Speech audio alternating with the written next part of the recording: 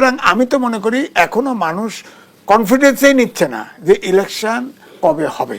ধারণা করছে হয়তো ডিসেম্বর বা জুন বলছে, এটির উপর আস্থা রাখতেছে, কিন্তু মানুষ বিশ্বাস করছে না ইলেকশন কবে হবে। কারণ রোডম্যাপটা তো দিবে, জুনের ভিতরে যদি ইলেকশন হয় রোডম্যাপ দেয় না কেন?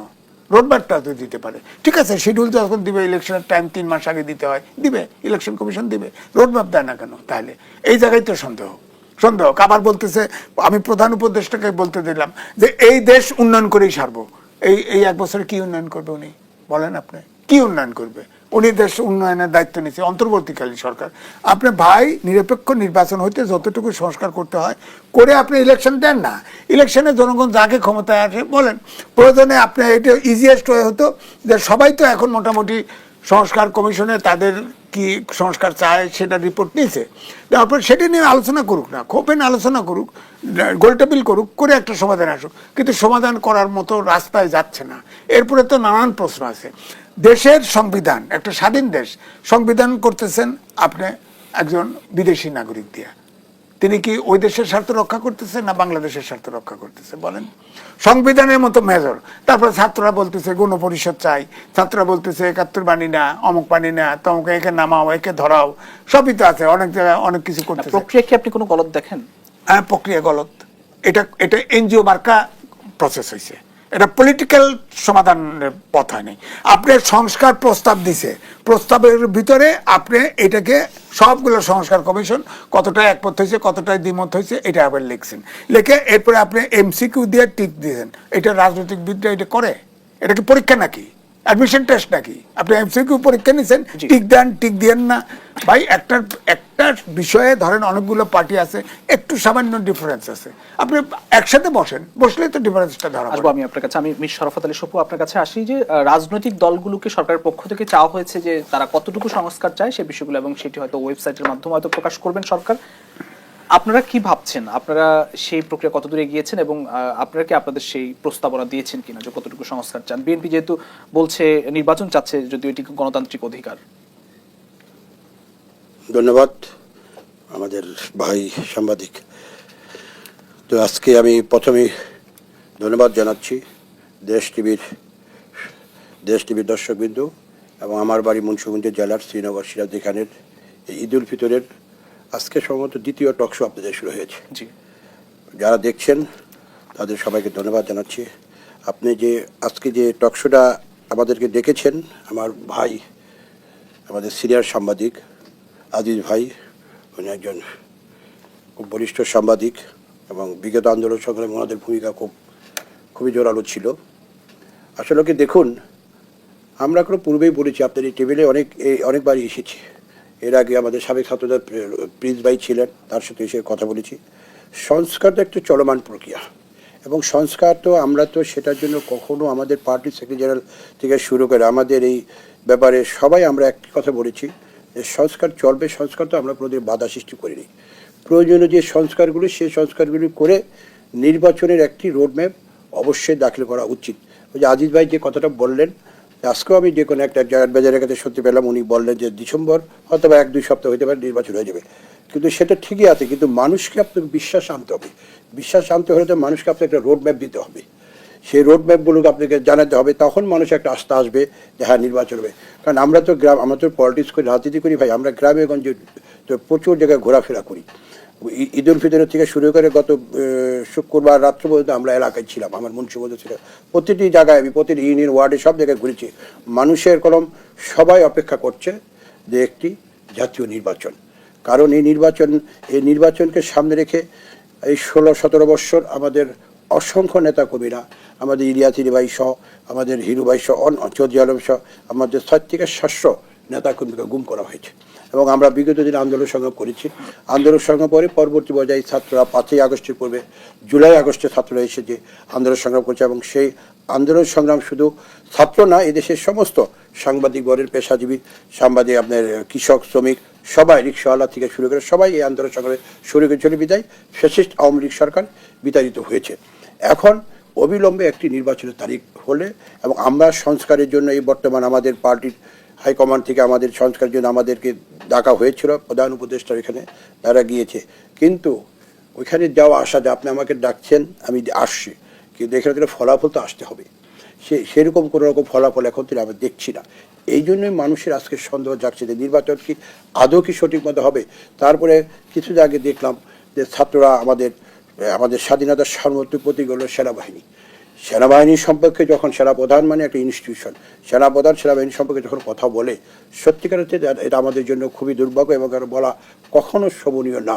কারণ তারা সবসময় এই আন্দোলন সংগ্রামে সেনাবাহিনীর ভূমিকা এবং সেনাবাহিনীর সমর্থন ছিল বিদায় আমরা অতি সহজেই জিনিসটা পেয়েছি। কারণ ফ্যাসিস্ট যেভাবে আমাদের উপরে বসেছিল সেটা থেকে আমরা উদ্ধার হয়েছি, সেটা পেয়েছি। তাই আমরা আজকে মানুষের মনে যে সন্দেহ জেগেছে যে নির্বাচনে আজকে এক এক সময় এক এক উপদেষ্টার এক এক কথা বলেন, সব উপদেষ্টা যে বলে তা না, কিছু কিছু উপদেষ্টা তাদের বিভিন্ন সময় কথা বলে এটা হবে সেটা হবে। তারপর আমাদের এক কি বলে ছাত্ররা এক্ষেত্রে বললো যে ডক্টর ইউনূস সাহেবকে আবার আরেকবার প্রধান হিসাবে আমরা দেখতে চাই। তো এটি কিসের আলামত? এটি যখনই বলবে তখনই তো মানুষের সন্দেহ জাগবে এবং মানুষ যে জিনিসটা জনগণ অধীর আগ্রহে বসে আছে যে নির্বাচন যত তাড়াতাড়ি হবে তত তাড়াতাড়ি আমাদের দেশের জন্য মঙ্গল, মানুষ দেশের উন্নয়ন। আজকে দেশের ব্যবসা বাণিজ্য বলেন, কোনো জায়গায় বিনিয়োগ নেই, সব কিছু সুন্দরভাবে জিনিসটা চলে আসবে। তাই আমরা মনে করি, আমাদের দল মনে করি বিএনপি, শুধু আমাদের দল না, সবাই কোনো নির্বাচনের জন্য এখন অধীর আগ্রহে বসে আছে।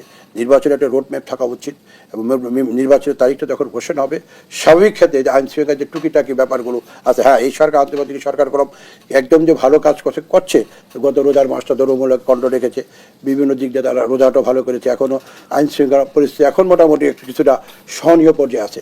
তো এটা আর একটু ভালো পর্যায়ে থাকতে হলে স্বাভাবিক ক্ষেত্রে, কারণ ফ্যাসিস্টটা চলে গিয়েছে, ফ্যাসিস্টটা করলাম তারা দূর থেকে করো তাদের কলকাঠি করো তারা ঠিকই নাচছে।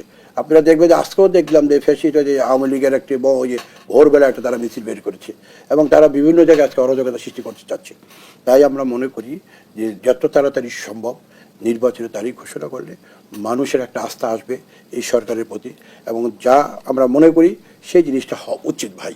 এটাই মানে ধন্যবাদ। আমি জনাব এম এ আজিজ আপনার কাছে একটি প্রশ্ন রেখে বিরতিতে যাব যে নির্বাচনের পথে কি কোনো বাধা দেখেন কিনা, যেহেতু নির্বাচনে মানুষের আগ্রহ আছে, আপনি নির্বাচনের কথা বলছেন, সপু ভাইও বলছে, সংস্কার এই ক্ষেত্রে কোনো বাধা কিনা বা সংস্কারের যে ধীর গতি এটি কোনো বলি যেমন জামাতে ইসলাম ছাত্রদের মতোই আপার হাউজের ইলেকশন আনুপাতিক হারে চায়, সেখানে বিএনপি বলছে যে না, লোয়ার হাউজে যেটা হবে সেই অনুপাতে আপার হাউস হবে, একটা বাধা।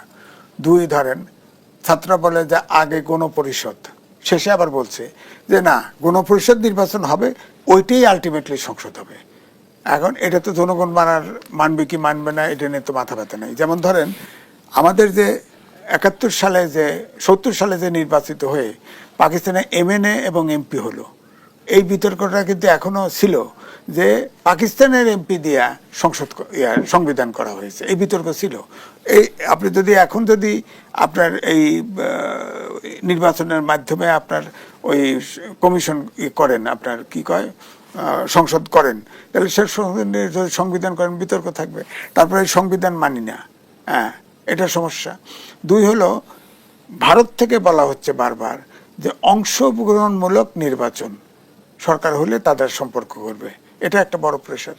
তো সুতরাং এখানে রাজনীতিতে কিন্তু বাংলাদেশে দুইটা ভাগ হয়ে গেছে। একটা হলো যে ধরেন জামাতের সুরে কথা বলতেছে ছাত্ররা এবং এবি পার্টি, এইটি ব্রডলি দেখা যায়। আর বিএনপি তো প্রায় 32-33টা দল নিয়ে একসাথে, বামরাও বিএনপির লাইনে আছে, লাইন আপে আছে, তারা নির্বাচন চায়, তারা অংশগ্রহণ করবে। তারা এখন আওয়ামী লীগ আপনার নিষিদ্ধ চাচ্ছে এক পক্ষ, এই পরিষ্কার হয়তো ছাত্রদের দিয়ে বলানো হচ্ছে। এখন নিষিদ্ধ বিএনপি নিষিদ্ধের পক্ষে না, গণতান্ত্রিক দেশে যে পার্টি থাকবে, পার্টি যদি বিচারে নিষিদ্ধ হতে পারে, তো ওটা একটা সমস্যা আছে। সুতরাং এইসব সমস্যাগুলো তো আছেই। এছাড়া যেটা আমার কাছে মনে হয় এই সরকারেরও একটা অংশ নির্বাচন লিঙ্গার করতে চায়। কারণ সরকার এখানে থাকলে অনেকের সম্পর্কে ভুয়া কথা প্রমাণ দিতে পারবো না, ছাত্ররাও টাকা পয়সার মালিক হচ্ছে, এদের ভিতরেও কেউ কেউ মালিক হচ্ছে, এটা একটা। তারপরে একটা ক্ষমতার গরমের চেয়ার, এটার তো একটা দাম আছে। হ্যাঁ, আগে তো এই করতে, ছাত্ররা যে এখন পার্টি করছে, এখন তো শোনা যায় তারা শত কোটিটার মালিক। এখন ব্যবসায়ী তো যেগুলো অলিগার্ক তৈরি করছিল ফ্যাসিবাদী সরকার, শুধু ইল্লাক হচ্ছে সালমান রহমানের, এছাড়া কেউ গ্রেপ্তার হয়েছে, কেউ বিদেশে চলে গেছে, কেউ দেশেই আছে, কেউ কাদের কোনো সমস্যা হয়েছে? তারা তো টাকা যেখানে দিলে টাকা দিলে আরামে থাকা যায় সেখানে দিচ্ছে তো তাদের তো কিছুই হচ্ছে না, তাদের তো গ্রেপ্তারও হচ্ছে না, কিচ্ছুই হচ্ছে না তাদের। হ্যাঁ, সুতরাং এই জন্যই বলছি যে এই যতক্ষণ থাকা যাবে ততক্ষণ একটা পক্ষ তো টাকা পয়সাও কামাতে পারবে। দ্বিতীয়টা হচ্ছে যে তাদের ধারণা যে যদি এই সময়টা ইলেকশন পিছায় তাহলে ছাত্রদের দল সংগঠিত হবে, জামাতও সংগঠিত হওয়ার সুযোগ পাবে। কিন্তু ভেরি ইন্টারেস্টিং, ছাত্ররা কিন্তু ছোট হয়ে আসতেছে এবং আগামী যদি আপনার জুনেও নির্বাচন হয় আপনি দেখবেন এই ছাত্ররা ক্যান্ডিডেট দেওয়া মুশকিল হবে। এবং তো সেটা বাধা মনে করছে। এই যে আমি যে আপনাকে আমি কিছুক্ষণ আগে বললাম যে আমি ঈদ উল ফিতর ঈদের শুভেচ্ছা যে এলাকায় জনগণের মাঝে ওই গ্রামগঞ্জের লোক তারা তো তাদের একটি প্রশ্ন যে ভাই নির্বাচন কবে হবে, নির্বাচন কি আদৌ হবে, অনেকেই জানতে চায়। আমরা ব্যবসা করি, কী অবস্থা, ব্যবসার কী অবস্থা। এই সন্দেহগুলো তো পাপ জনগণের। কারণ এই সরকার এই বর্তমানে যে আজিজ ভাই যে কথাগুলি বললেন, এই যে যে যে বিভিন্ন তাল বাহানার কথাবার্তা, এক এক উপদেষ্টা একজন এক কথা বলে, তারপরে যে ছাত্ররা যে কথাগুলো, আপনি ফকুল সাহেব ধরেন আপনি এখানে আছেন, এই যে ছাত্ররা, আমরাও তো ভাই 90 সালে ছাত্র আন্দোলন সংগ্রাম করেছি। এরশাদকে তো আমরাও তো সেই সময় ঢাকা কলেজে ভেবেছিলাম, সেই সময় আমরা তো আন্দোলন সংগ্রাম করে এরশাদকে পতন করেছি। কিন্তু আমরা কি তখন চেয়েছি যে আমাদেরকে এই মন্ত্রী করতে হবে, আমাদেরকে ওইখানকার চেয়ারম্যান করতে হবে, আমাদেরকে এই পদ দিতে হবে, আমাদের এই পিএসসির মেম্বার করতে হবে, আমাদের এখানে করতে হবে? এটা কি চেয়েছি আমরা? কখনো নয়। মাথার চিন্তাই তো আসে নাই যে এটি করতে হবে হয়তো। তখন তো অনেক ক্ষমতা তো ছিল, আমাদের ছাত্ররা তো ছিল স্বাভাবিক ক্ষেত্রে নাম ডাক, জেলে ছিলাম, আগে থেকে নাম ডাক ছিল, সবাই অনেকে সমূহ করতে, কিন্তু তারপরে তো আমরা চিন্তা করি নাই দরকারটা কি। কিন্তু আজকাল এই ছাত্ররা, আপনি যান এখন যে কোনো সচিবের দপ্তরে যান, যে কোনো এক সচিব আমাকে রোজার মাসে আমি ছিলাম বাইরে, তখন আমার বললো যে ভাইরে আমরা খুব অতিষ্ঠে আছি, কেন ছাত্ররা এসে আমাদেরকে থ্রেট করতেছে, এটা করতে হবে, এটা দিতে হবে, যে কোনো নাম বলবো না। এমনি করে আপনি যান সচিবালয়ে যান, যেখানে দেখেন যে কী অবস্থা, সব জায়গায় তারা যে অবস্থা সৃষ্টি করেছে। এই যে আজিজ ভাই যে কথাটা বললেন, ঠিকই তো বলছেন। তারা 6 মাস কেন, তারা 1 বছর পর দেখেন না তাদের খুঁজে পাওয়া যাবে একজনের। এখন যে অবস্থা সৃষ্টি হয়েছে শুধু ঢাকা শহরে, ঢাকা বিশ্ববিদ্যালয়ে স্বাভাবিক ডাকলে বিভিন্ন স্কুল করে, তাও কি তাদের মধ্যে দেখেন 2টা 3টা গ্রুপিং। এই পরিস্থিতিটা সৃষ্টি করেছে। এখন এই অন্তর্বর্তী সরকারের প্রধান উপদেষ্টা সহ যারা দায়িত্ব, তার মধ্যে সেনা প্রধানকে নিয়ে যে কথাটা বলো, কতটুকু দুঃসাহস। এটা তো বিরাট পরিকল্পনা মাখি করেছে। এটা আমাদের সেনাবাহিনী তো আমাদের একটা স্বাধীনতা সার্বভৌমত্বের প্রতীক। এখানে কথা বলা তো কোনো, এখানে এই ইনস্টিটিউশন যদি আমরা এটাও বিতর্কিত করে ফেলি, তা দেশ কোথায় যাবে বলেন? দেশ কোথায় যাবে, কোথায় যা দাঁড়াবে? আমাদের তো বসতে হবে, জানতে হবে। এখন যা ইচ্ছা তাই আমরা আবদার করব, বলবো এটা করব সেটা করব, এটা তো কখনো সময় না। ওনারা সেনাপ্রধান যেটা বলেছেন, সেনাবাহিনী যেটা কাজ করছেন আমাদের পাশে, আমাদের আইন শৃঙ্খলা রক্ষা বাহিনীর পাশাপাশি দেশের আইন শৃঙ্খলার জন্য যা যা করা তারা করছে। তো এই জিনিসটা তো কারোর জন্য শোভনীয় না। সেই জন্য আমরা বলেছি যত দেরি হবে, যত লেন্দি করবে, যত করবে নির্বাচন করবে, সমস্ত ক্ষেত্রে জটিলতা সৃষ্টি হবে, আরও জটিল হবে।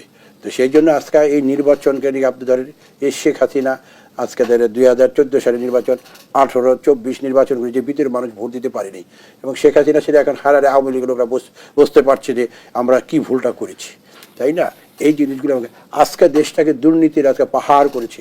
এই দুর্নীতির জন্য আজকে শেখ পরিবারের যারা ছিল তারা সব নিরাপদে ওই ভারত বলেন যে কোনো জায়গায় আজকে শ্রদ্ধা নামে হিন্দু নাম দিয়ে তারা এখানে ভারতে বসে ক্যালকাটায় বসে আছে। আজকে আমাকে এক ছেলে বললো ক্যালকাটা গেছে, সমস্ত সবাই জাহাঙ্গীরের যে মেয়র কি বলে আপনার গাজীপুরের মেয়র সহ অনেকে পুলিশ অফিসাররা সব তারা আজকে ওইখানে। তো আজকে আমরা যারা আসছি এই বর্তমান সরকারের ফেসিবাদের শেখ হাসিনার বিচার বাংলাদেশ, এবং তার সাথে যারা ছিল, যারা এই গণঅভ্যুত্থান, যারা গণহত্যা করেছে, তাদের বিচার অবশ্যই করা উচিত, এবং সেটা অবশ্যই আমাদেরকে মনে রাখতে হবে। না হলে জনগণ কোনো আমাদের এই দেশের জনগণ কোনো কাউকে আমাদেরকে দায়ী করবে না। এই দেশের জনগণ সবই পারে, আপনাকে জুতার মালাও দিতে পারবে আর ফুলের মালাও দিতে পারবে।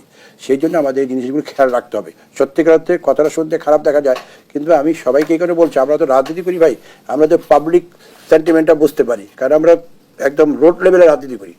আমরা কোনো যে ঘরে বসে তা না, রোড লেভেলের সাথে যোগাযোগ আছে, সব জায়গায় মানুষের ভাষা বুঝতে পারি, মানুষ কী বলতে চায়। মানুষ এখন একটি কারণে কোনো একটি দাবি যে আমাদের নির্বাচনটা সঠিক সময় দেন, আমাদের ভোটটা দেন, দেশের একটি স্থিতিশীল অবস্থা হোক, ব্যবসা বাণিজ্য হোক, মানুষ স্বস্তিতে বসবাস করতে চায়। তাদেরকে কাজে লাগান, কারো তো আস্থা নেই। আপনি চিন্তা করেন, রাজনীতিবিদ থেকে শুরু করে প্রশাসন বলেন, পুলিশ বলেন, ব্যবসায়ী বলেন, এ ধরেন এই যে অন্তর্বর্তীকালীন সরকার রাষ্ট্র চালাবে কেমনে? ঐক্য আছে কিনা রাজনীতিতে? আসলে এই যে আমি তো মনে করি অভ্যুদয়ের বিষয় নিয়ে যেটুকু কোনো সমস্যা আছে, যেটুকু সমস্যা আছে এটা সমাধান করা যায়, কিন্তু ছাত্ররা এটা, আমার ধারণা যে চিফ অ্যাডভাইজার অর্থাৎ অন্তর্বর্তীকালীন সরকার ছাত্রদের যে পার্টি রাজনীতি করেছে, তারা যে দাবিগুলি করছে তাদের দিয়ে আমি একটু আরেকটা প্রশ্ন করতে চাই যে দেশের আইন শৃঙ্খলা পরিস্থিতি এখন অগ্রগতির দিকে এগোচ্ছে কিনা? না, অগ্রগতির দিকে দেখেন, এই যে মারামারি হলো, আজকে 2টা খবর আছে, আপনাদের টেলিভিশনে দেখছি, মারামারি হচ্ছে তো, অর্থাৎ কেউ এই সরকারকে বিবেচনায় নিচ্ছে না তো। হ্যাঁ, ঘুষ দুর্নীতি এখন রেট বেড়ে গেছে, সব সবজি ঘুষ ছাড়া কোনো কাজ হচ্ছে না, রেট বেড়ে গেছে, তো কি লাভটা হয়েছে কি আমি তো জানি না। এই যে ধরেন আজকে কোর্টের ভিতরে প্রায় 50-60টা উকিলকে জেলে ঢুকাই দিয়েছেন, আপনি অন্য পানিশমেন্ট দিতে পারতেন, এই যে ঢালাও জেলখানায় দিয়ে দিলেন, হয়তো বেলও পরে দিবেন, আপনি তাদের স্ট্রিকচার দেন, তাদের ফাইন করেন, প্রয়োজনে আপনি অন্য সিস্টেম কোর্টে আইনে যেটা পারমিট করে কিছু করতেন। একবারে আপনি এত লোকরে জেলে দিলেন, তারা ওখানে স্লোগান দিয়েছিল, আচ্ছা দিছে, তাদেরকে আপনি অন্যভাবে যে আর যদি এইরকম অপরাধ করে তার সনদ বাতিল বা অমুক বাতিল একটা কিছু সেট করে আটকা দেন। আপনি এগুলো মেসেজটা হচ্ছে উচ্ছৃঙ্খলতা, অর্থাৎ দেশের নিয়ন্ত্রণ নাই। শেষ কথা এই জন্য আমি বলছি, শেষ কথা হচ্ছে যেহেতু কোনো জিনিসই সঠিকভাবে চলছে না এবং জনগণ, একটা সরকার থাকলে জনগণের আস্থা থাকতে হবে, জনগণেরও সেই আস্থা নাই, একটা অনাস্থা, দেশে ব্যবসা নাই, বিনিয়োগ নাই, কিচ্ছু নাই, কিচ্ছু নাই, কারণ অন্তর্বর্তীকালীন সরকারের বিদেশি ইনভেস্টমেন্টও নাই। এ পর্যন্ত $2.1 বিলিয়ন প্রফেসর ইউনূস আশ্বস্ত হয়েছে এই লোন আসবে, 1 পয়সা আসেনি, সব আশ্বাস, সব আশ্বাস। চীনে গেল ভ্রমণে, আমরা ভাবছিলাম বোধহয় ছাপ্পর ফাইরে দিবে, এই চীনেও আপনার $23 মিলিয়ন আছে। এটা কোনো তিস্তা নিয়ে কথা নাই, রোহিঙ্গার সমস্যা নাই, এখন রোহিঙ্গার সমস্যা নাকি কেউ জান্তা বলছে, কোথায় নেবে? জান্তারদের কাছে তো 80% ভূমিই নাই, আপনি জান্তার সাথে ব্যবহার করতেছেন, কোথায় নেবেন? আরাকান আর্মি যদি এগ্রি না করে, আতঙ্ক বিরাজ, এই বুঝি এখন আমার টানা চলে যাচ্ছে, এই বুঝি আমি উড্ডো করে নিচ্ছে। এই যে জিনিসগুলি হচ্ছে, এখান থেকে আমাদের বের হয়ে আসতে হবে। এখানে একটি ভালো পরিবেশ সৃষ্টি করতে হবে, আইন শৃঙ্খলা পুলিশকে তার কাজ করার জন্য।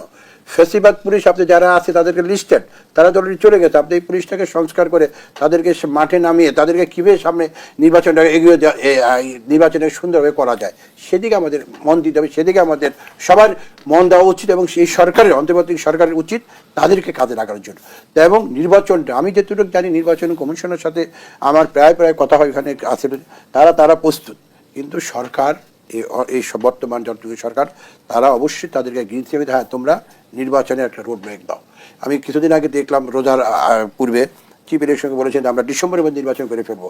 ওই জোরালো বক্তব্যটা এখন আসা উচিত এবং সরকার থেকে, এই অন্তর্বর্তী সরকার থেকে আসা উচিত যে নির্বাচন অবশ্যই অমুক তারিখে হলে, না অবশ্যই হলে বিশ্বাস করবে না, রোডম্যাপ দিতে হবে, ওইটা রোডম্যাপ স্পেসিফিক বলতে হবে যে হ্যাঁ এতর মধ্যে নির্বাচন হইতে হবে, এর মধ্যে নির্বাচন, তাহলে মানুষ একটা আস্থার মধ্যে আসবে, মানুষ সবসময় একটা সুন্দর একটা পরিবেশ আসবে।